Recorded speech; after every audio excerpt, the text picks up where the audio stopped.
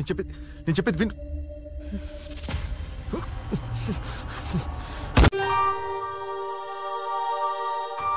Halo para penonton di channel Gamapra, apa kabar kalian? Semoga kalian dalam keadaan yang sehat dan baik tentunya.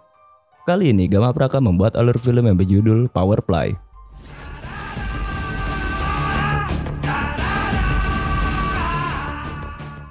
Film ini dirilis pada tahun 2021, serta film ini berbahasa Telugu India dan dibintangi oleh Raj Tarun. Jadi film ini mengisahkan tentang kekejaman serta bagaimana seorang pejabat yang memiliki kekuasaan semena-mena dengan kekuasaannya itu.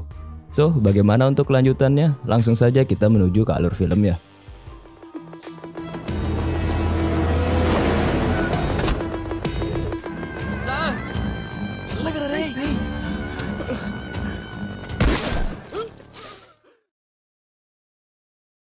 Di suatu malam, ada sebuah mobil yang melaju kencang tidak terkendali menabrak sebuah truk.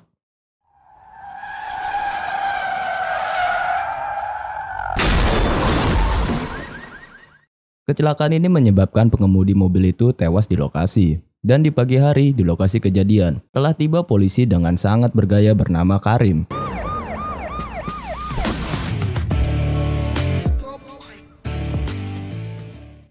Dan petugas forensik di lokasi kejadian menemukan HP milik korban. Saat Karim mengecek HP korban, ternyata korban merupakan pengedar narkoba besar di India. Serta para pembeli narkoba adalah anak-anak dari pejabat di sana. Itu diketahui saat Karim mengecek WhatsApp korban.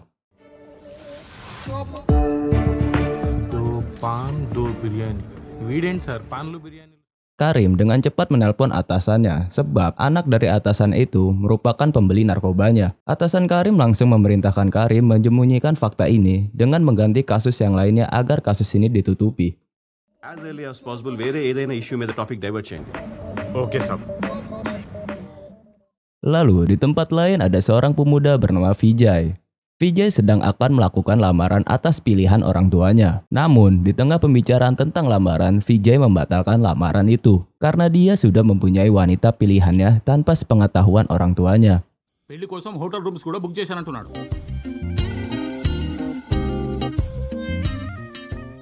Ternyata di rumah wanita pilihan Vijay yang bernama Kerti, orang tua Kerti juga kaget karena Kerti tidak pernah membicarakan akan menikahi Vijay. Dan orang tua mereka berdua pun mengalah dan menyetujui mereka berdua menikah.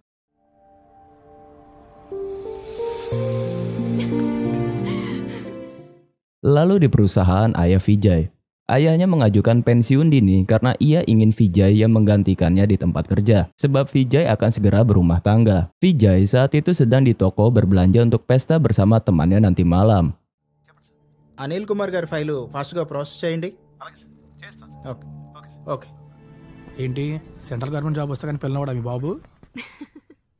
Di luar toko setelah belanja, Vijay menolong seorang wanita bernama Puja yang hampir ditabrak sebuah truk.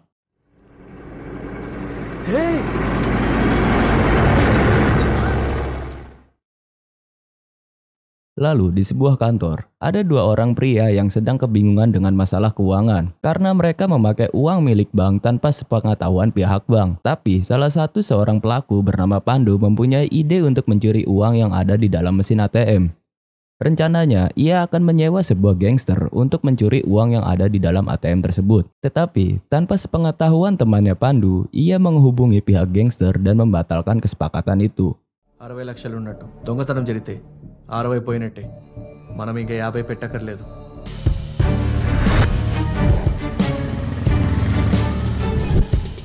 పండు set money arrange చేశాడు. Deal cancel.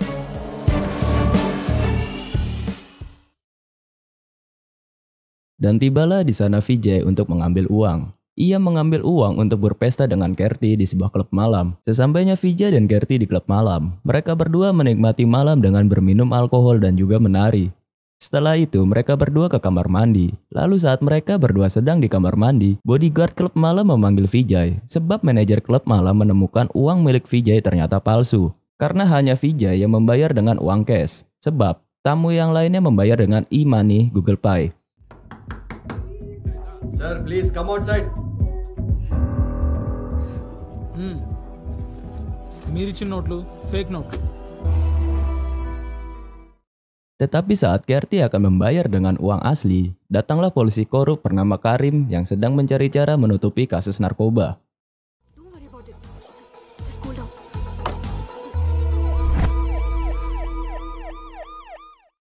Lalu di kantor polisi, Vijay yang masih bersikukuh uang yang dia ambil langsung dari ATM dan dia bukan pelaku kejahatan penipuan uang palsu. Tapi saat itu juga Karim menjadi birahi melihat Kerti yang berpakaian minim. Vijay melihat itu membela Kerti dan meminta Kerti dibebaskan karena dia juga tidak bersalah. Dan tak lama orang tua Kerti datang untuk menjadi jaminan kebebasan Kerti. Pink. Color. Thank you. Pada. Dad.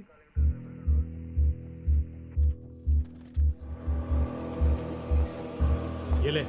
ఇవి కూడా వాటితో పాటే ఫైల్ చేయి. Okay sir. Kemudian di pagi hari, polisi korup Karim mengadakan konferensi pers mengenai peredaran uang palsu. Dan di sini Vijay dijadikan kambing hitamnya bahwa dialah pelaku dari kasus uang palsu. Karena kehebohan ini menyebar lewat internet melalui media sosial, hal ini berimbas ke kehidupan Vijay dan keluarganya. Bahkan seorang pengantar susu menolak untuk dibayar cash oleh orang tua Vijay karena takut uangnya palsu. Dan hubungan Vijay dengan Kerti pun harus berakhir dan pernikahan mereka pun batal. మా అమ్మాయి అదృష్టవంతురాలు. బాబు ఇంటికి వచ్చి కట్ చేసుకున్నాడు, నువ్వు ఫోన్ అనే కట్ చేసుకుంటున్నావు. Good bye. Dan di sebuah gedung parlemen, saat itu seorang chief minister atau ketua menteri di India bernama Johar Reddy sedang mendeklarasikan saingan politik yang akan menjadi lawannya di pemilihan selanjutnya adalah putrinya sendiri bernama Purna. Berita deklarasi ini disiarkan oleh media TV dan saat itu lawan politik menjadi geram karena yang bisa dipastikan dia akan kalah dalam pemilihan selanjutnya.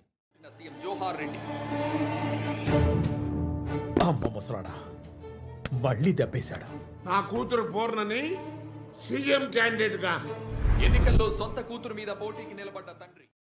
Lalu di kantor polisi, Vijay selalu hadir untuk mengisi laporan harian karena Vijay menjadi tahanan kota. Melihat Vijay yang datang terus setiap hari, polisi bernama Raffi menawarkan diri untuk menggantikan Vijay lapor harian dengan membayar sejumlah uang. Namun Vijay menolak jika dia melakukan hal itu. Sama saja artinya Vijay yang melakukan aksi pemalsuan uang. Karena iba, Raffi memberi pesan ke Vijay untuk menelusuri lokasi kejadian lagi. Vijay saat itu juga menjadi tercerahkan dan langsung menuju ke mesin ATM yang ia ambil uangnya. Di sana, Vijay melihat sekitar dan menyadari ada banyak CCTV di lokasi kejadian. Vijay pun mendatangi showroom mobil dan meminta untuk diperlihatkan rekaman CCTV. Namun, dua orang bos showroom ini menolak memberikan rekaman CCTV dengan alasan CCTV-nya palsu. Lalu Vijay menanyakan rekaman CCTV kepada satpam penjaga mesin ATM. Namun lagi-lagi Vijay menemui jalan buntu, karena ia harus bertemu dengan manajer bank untuk melihat rekaman tersebut. Satpam itu juga melapor kepada Ajay, penjahat yang terlibat dalam rekaman CCTV. Dan di kantor bank, Vijay mencoba menemui manajer bank. Namun ia dibuat menunggu lama sampai akhirnya ia tidak bisa bertemu dengan manajer bank tersebut. Ternyata manajer bank sudah diancam duluan oleh Ajay untuk tidak memberikan rekaman CCTV. Dan juga ternyata manajer bank terlibat dengan kasus pemalsuan uang. Ternyata uang yang di dalam mesin ATM berisikan 20% uang palsu, yang bisa dipastikan terlalu banyak uang palsu yang sudah beredar.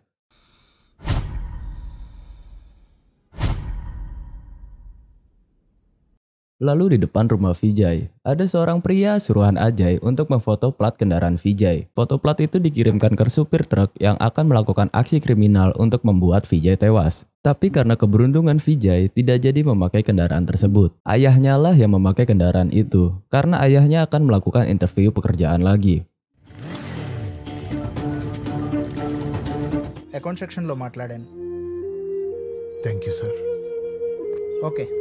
సంధ్య, నేను బయటికి వెళ్ళాలి, నాకు బండి కావాలి, తాళాలు ఇచ్చి వెళ్ళమని చెప్పు.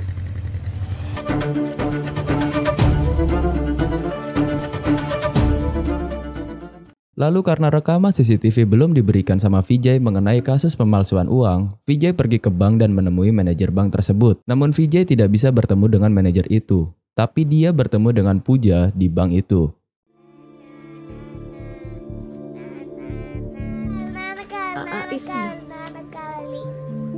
ఇదిగో తీసుకో. మేనేజర్ గారు ఇప్పుడే వెళ్తున్నారు.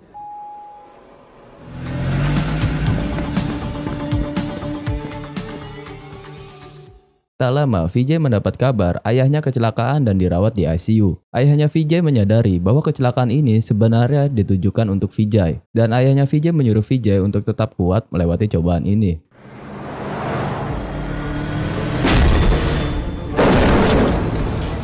Lalu saat sedang termenung, Vijay mendapat telepon dari seorang detektif swasta.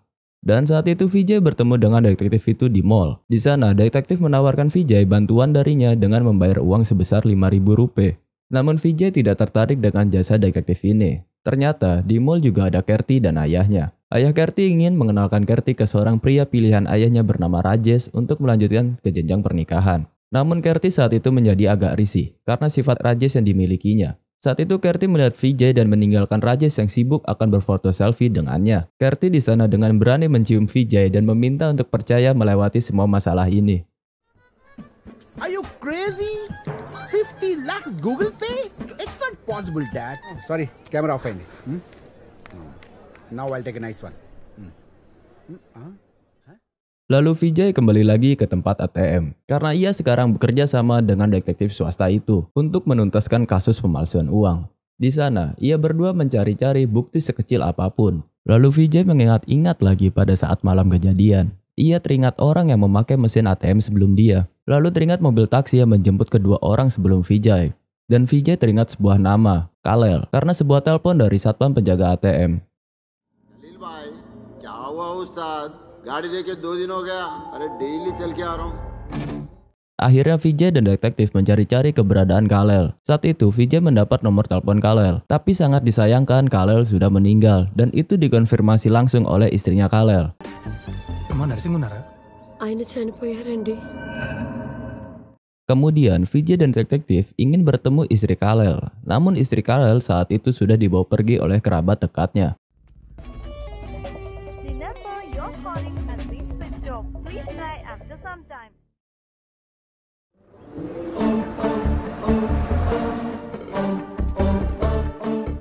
Lalu Vijay dan detektif pergi ke perusahaan taksi untuk mendapatkan informasi penumpang taksi di malam kejadian. Setelah mendapat informasi, Vijay menghubungi orang yang menggunakan taksi di malam kejadian. Namun, pria yang dihubungi telah memberikan uang yang ditarik dari mesin ATM ke wanita pelacur. Lalu Vijay dan detektif menemui wanita itu, tapi uangnya sudah dipakai semua dan tidak tahu yang itu asli atau palsu.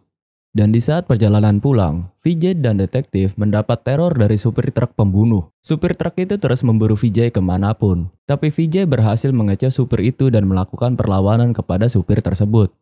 Karena posisinya 2 lawan 1, supir truk itu kalah. Vijay mengambil HP supir truk itu dan melihat WhatsApp dari orang yang mencoba membunuh Vijay. Karena Vijay lengah, supir truk tersebut berhasil lolos melarikan diri dari Vijay dan detektif.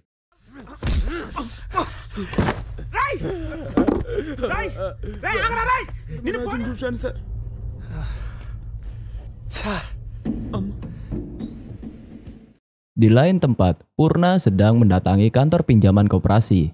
Di sana ia bertemu dengan kepala koperasi karena salah satu anggota partainya ditolak untuk melakukan pinjaman uang. Saat itu Purna menuliskan surat pengunduran diri dari pengurus partai dan menyuruh kepala koperasi untuk mengirimkan melewati fax. Menyadari hal itu, kepala koperasi menjadi panik karena Purna ini merupakan anak dari ketua menteri. Akhirnya, kepala koperasi ini melakukan segala cara untuk anggota partainya Purna agar bisa melakukan pinjaman uang. Inilah salah satu efek dari kekuatan orang yang berkuasa.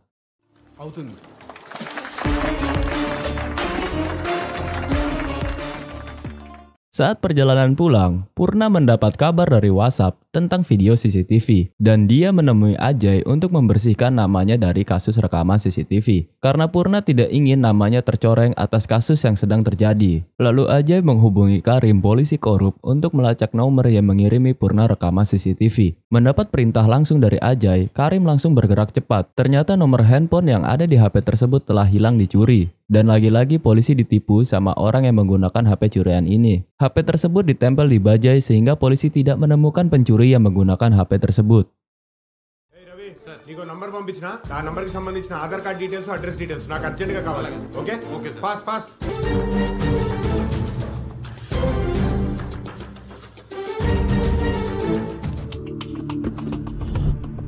Sir phone sir. Lalu di rumah Kerti, Ayah Kerti masih menginginkan Kerti menikahi Rajesh. Di sana Rajesh juga membawa orang tuanya. Kemudian saat Kerti berdua saja dengan Rajesh, Kerti memberitahukan Rajesh ia telah mencintai seseorang dan rela mati demi dirinya. Hal ini dibuktikan dengan Kerti menggoreskan pisau ke kenadinya.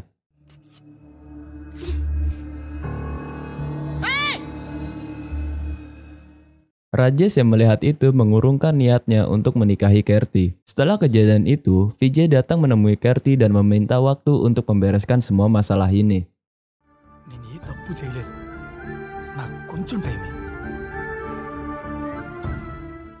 Kemudian di rumah manajer bank, Vijay dan kedua temannya dan seorang detektif telah menunggu kedatangan manajer bank di dalam rumah. Manajer bank itu diinterogasi untuk memberikan bukti rekaman CCTV. Bahkan Vijay mengancam dengan bor untuk melubangi mata manajer bank itu. ఏంటిది బెదిరిస్తున్నావా? మీరు కొడతారేమో, మహా అయితే చంపేస్తాను బెదిరిస్తారేమో, కానీ అవతల వాళ్ళు ఖచ్చితంగా చంపేస్తారు. Di tengah interogasi, istri manajer bank pulang ke rumah. Tapi yang tidak diketahui oleh Vijay dan kawan-kawannya, istri dari manajer bank ini adalah seorang polisi.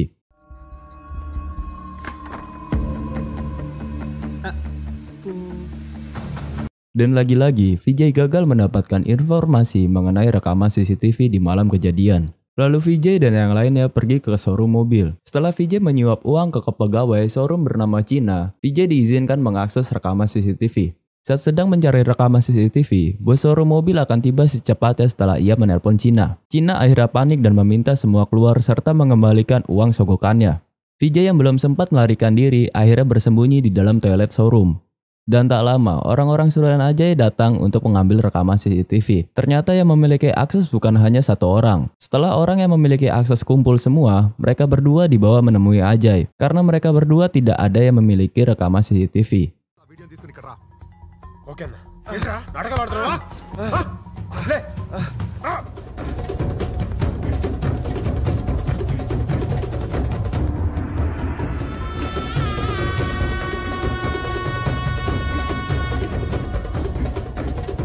Hey, padra, pada. Setelah showroom sepi, Vijay menelpon Ajay menggunakan handphone bos showroom bernama Bopal yang disembunyikan di kloset kamar mandi sebelumnya. Lalu Vijay mengaku sebagai orang yang memeras Ajay. Karena telepon itu, Ajay membunuh bos showroom teman Bopal.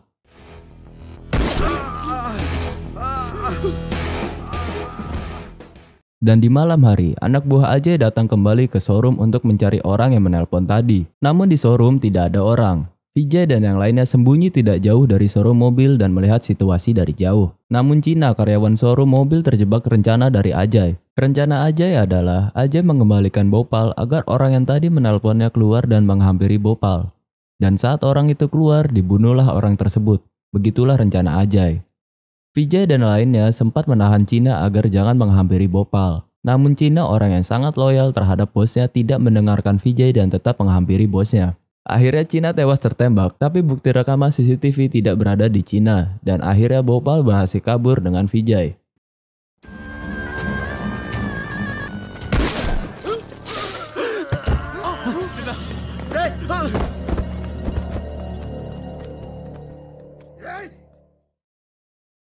Lalu di gedung parlemen, saat itu sedang berjalannya rapat, Ponam mendapat telepon dari Ajay. Ayahnya Ponam, Johar, melihat gelagat Ponam menyadari ada sesuatu yang tidak beres. Dan setelah persidangan, Johar menemui Ponam dan Ajay menanyai ada apa dengan semua perkara permasalahan ini.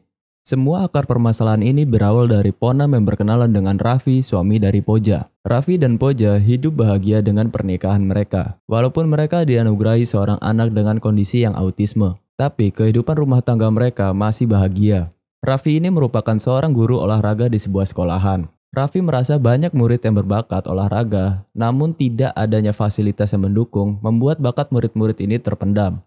Jadi suatu hari, Raffi menemui Pona karena saat itu Pona sebagai menteri yang terkait. Lagi-lagi, bantuan orang tua yang membuat Pona mendapat jabatan ini. Dari awal pertemuan ini, Pona jatuh cinta dengan Raffi. Pona akhirnya mencari cara membuat Raffi jatuh cinta dengannya. Padahal Pona tahu Raffi ini seorang pria yang sudah mempunyai keluarga. Bahkan Pona memberikan mobil ke Raffi untuk mempermulus rencananya. serta permintaan Raffi untuk sekolahannya, masalah fasilitas diselesaikan dengan cepat oleh Pona. Lalu hubungan mereka berlanjut ke jenjang perselingkuhan. Padahal Pona sendiri sudah memiliki suami bernama Ajay. Karena di hari ulang tahunnya Pona, Ajay sedang berada di luar kota dan mengucapkan selamat via video call. Yang lebih mengejutkan lagi, ternyata Pona seorang pemakai narkoba. Di pesta ulang tahunnya, ia masih menggunakan narkoba yang didapat dari kurir di sana.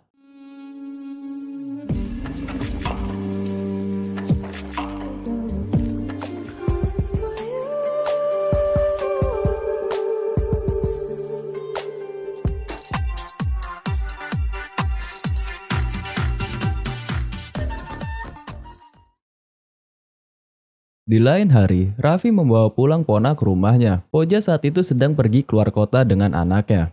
Dan saat mereka berdua tertidur, Raffi terbangun mendengar bel pintu yang ternyata Poja yang sudah pulang. Lalu Raffi menjadi panik dan menyuruh Pona untuk pergi keluar rumah. Pona yang diusir keluar menjadi tidak terima atas perlakuan Raffi. Di pertemuan berikutnya, Pona mengajak Raffi membunuh istrinya Raffi. Namun Raffi menolak karena ia mencintai istrinya. ఏం మాట్లాడుతావు నువ్వు? She is my wife.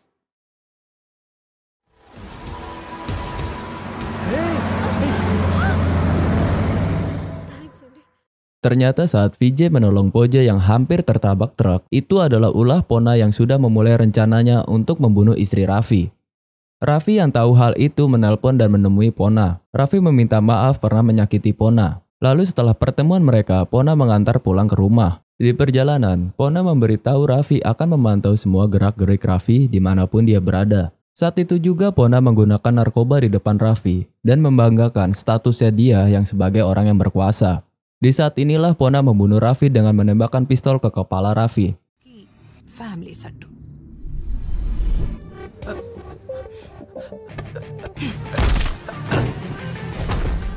Saat sudah tewas, Pona masih menembakkan pistol ke Raffi. Tapi Pona telat menyadari bahwa semua perilaku kejinya sudah terekam semua CCTV. Lalu Pona menelpon Ajay untuk meminta tolong Ajay menghapus semua bukti pembunuhan. Jadi inilah mengapa Ajay bersikeras mencari rekaman CCTV-nya. Dan pembunuhan ini terjadi di hari yang sama ketika Vijay mendapatkan uang palsu dari mesin ATM. Ternyata ada dua kasus besar yang terjadi di hari yang sama. Sindikat uang palsu dan juga pembunuhan yang dilakukan seorang yang berkuasa. Setelah Pona menceritakan semua ke ayahnya, ternyata ayahnya mengerti keadaan Pona. Ayahnya memberitahu Pona dan Ajay jangan hanya memburu satu orang saja, tapi burulah semua orang. Ini berarti semua orang yang mengetahui kasus ini harus dibunuh dan mengancam mereka dengan keluarga atau orang-orang terdekat mereka. Lalu di rumah Puja, saat itu Vijay mendapat telepon dari anak buah Ajay yang sudah ada di rumah Kerti dan mengancam Vijay dengan membunuh Kerti dan keluarganya. Vijay juga berbicara dengan Pona lewat telepon dan mengancam Bhopal dengan membunuh keluarganya jika tidak menghapus video CCTV pembunuhan Pona. Bhopal yang pengecut menuruti perintah Pona, bahkan memberitahu lokasi mereka saat ini. Sebelumnya Bhopal sempat berkelahi dengan Vijay karena Vijay menolak patuh sebab di rekaman pembunuhan juga ada bukti tentang pemalsuan uang.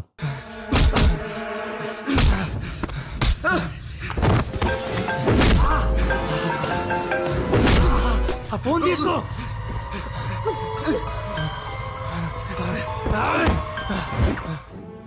నా మాట విను. వద్దు ప్లీజ్, నా మాట విను. నా మాట విను.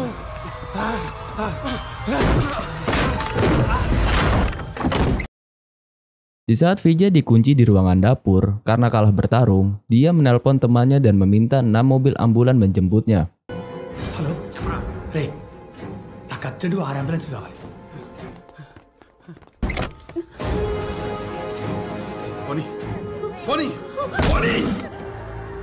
మేడం, భూపాల్ దగ్గరకు వచ్చాను. వాడి దగ్గర ఫోన్ తీసుకోండి. వీళ్ళని ఏం చేయమంటారు? Dan anak buah Ajay yang akan membunuh Vijay menjadi takut karena Vijay mengancam akan meledakkan tabung gas yang dibawa sebagai perlindungan dirinya.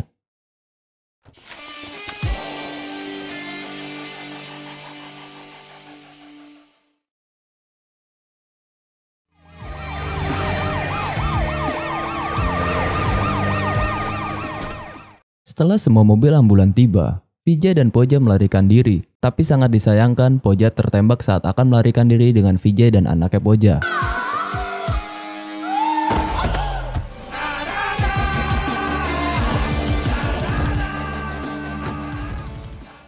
Lalu di tempat lain, Pona menjadi gelisah karena rekaman CCTV tentang dirinya masih belum hilang dan sebentar lagi dia akan menggantikan ayahnya sebagai ketua menteri. Dia ingin tidak ada catatan buruk di hidupnya.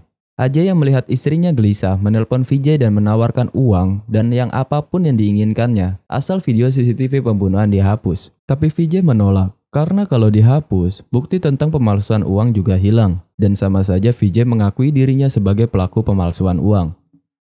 Dan sampailah ambulan yang ditumpangi Vijay ke kantor polisi. Sebelumnya Vijay mendapat telepon dari polisi untuk segera wajib lapor. Saat akan mengisi buku wajib lapor, Karim polisi yang korup menodongkan pistol ke arah Vijay. Tapi Vijay saat ini sudah tidak takut dan tidak peduli lagi. Vijay menusuk pena yang tajam ke tangan Karim dan Vijay merebut pistol milik Karim. Lalu semua polisi yang ada di tempat itu dimasukkan ke dalam sel penjara. Vijay juga mengunci semua pintu masuk kantor polisi. Dan Vijay juga melakukan siaran live di Facebook. Karena Vijay bingung akan melaporkan kejadian ini kemana. Sebab semuanya telah dibungkam dan ingin menghapus rekaman CCTV. Dan tak lama awak media datang di depan kantor polisi untuk meliput Vijay. Dan ternyata banyak para netizen tidak percaya dengan cerita yang Vijay beberkan. Semua orang kembali menyudutkan Vijay karena tidak adanya bukti tentang semua perkataan Vijay perkara uang palsu.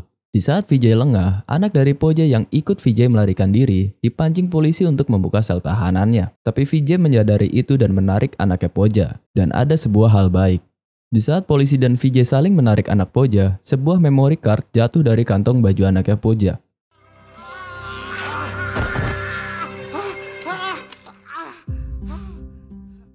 Ternyata sebelumnya Poja menyembunyikan memori di anaknya. Inilah penyebab saat di rumah para anak buah Ajay dan Bhopal tidak bisa menemukan rekaman CCTV-nya. Akhirnya Vijay mengupload rekaman CCTV itu. Di saat itu juga anak buah Ajay akan membakar kantor polisi tersebut untuk membunuh Vijay. ఏదో SD card పిల్లోడి దగ్గర ఉంది సార్. అది వాడికి దొరికేసింది. సార్ వాడు అప్లోడ్ చేసేస్తున్నాడు sir.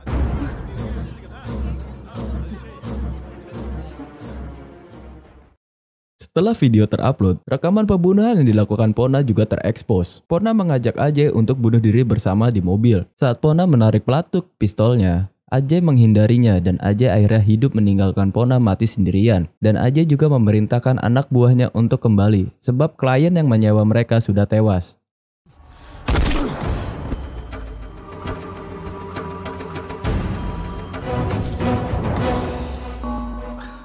Lalu berkat keberanian Vijay mengupload video rekaman CCTV-nya, Karim polisi korup ditangkap atas tuduhan penyalahgunaan kekuasaan.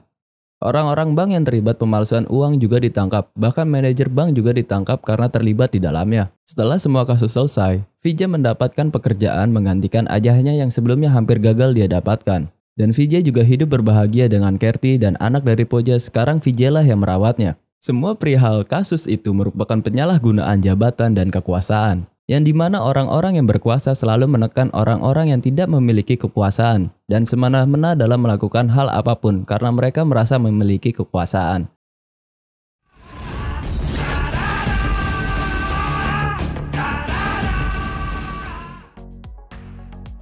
Yaps, mungkin itu saja yang Gamapra bisa sajikan kepada kalian para penonton di channel Gamapra. Mohon maaf bila ada salah dalam pembuatan alur filmnya serta bahasa yang digunakan. Dan untuk kalian yang baru menonton channel Gamapra, jangan lupa klik tombol subscribe dan serta share video ini jika kalian suka dengan alur film ini. Jaga kesehatan, stay safe dimanapun kalian berada. Akhir kata Gamapra pamit undur diri, sampai jumpa di alur video film yang lainnya.